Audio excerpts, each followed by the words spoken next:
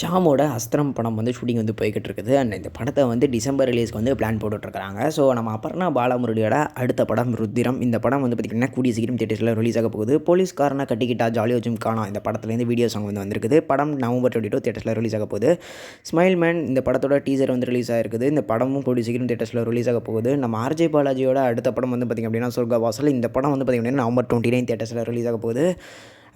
Rajini Murugan rerelease பண்ணுறதை வந்து அஃபீஷியலாக வந்து சொல்லிட்டாங்க. நம்ம அருண் விஜயோட பர்த்டே ஸ்பெஷலாக ரெட்டத்தலை படத்துலேருந்து ஒரு போஸ்டரை வந்து ரிலீஸ் பண்ணியிருக்கிறாங்க. அண்ட் அவரோட அடுத்த படம் வணங்கான்னு வந்து பார்த்தீங்க அப்படின்னா பொங்கல் 2025 தியேட்டர்ஸில் ரிலீஸ் ஆகும் அப்படின்றத அஃபீஷியலாக வந்து சொல்லிட்டாங்க.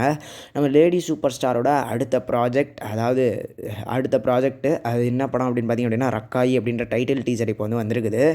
ஸோ எல்லாம் டிஸ்கிரிப்ஷனில் லிங்க் கொடுத்துருக்கேன். அண்ட் குட் பேட் அக்லி செட்ஸ்லேருந்து நம்ம யோகி பாபு அண்ட் அஜித் குமார் இருக்கிற ஃபோட்டோஸ்லாம் வந்து இப்போ வந்திருக்குது. ஸோ ஜனவரி 10 இந்த படத்தை ரிலீஸ் பண்ண பிளான் போட்டிருக்காங்க.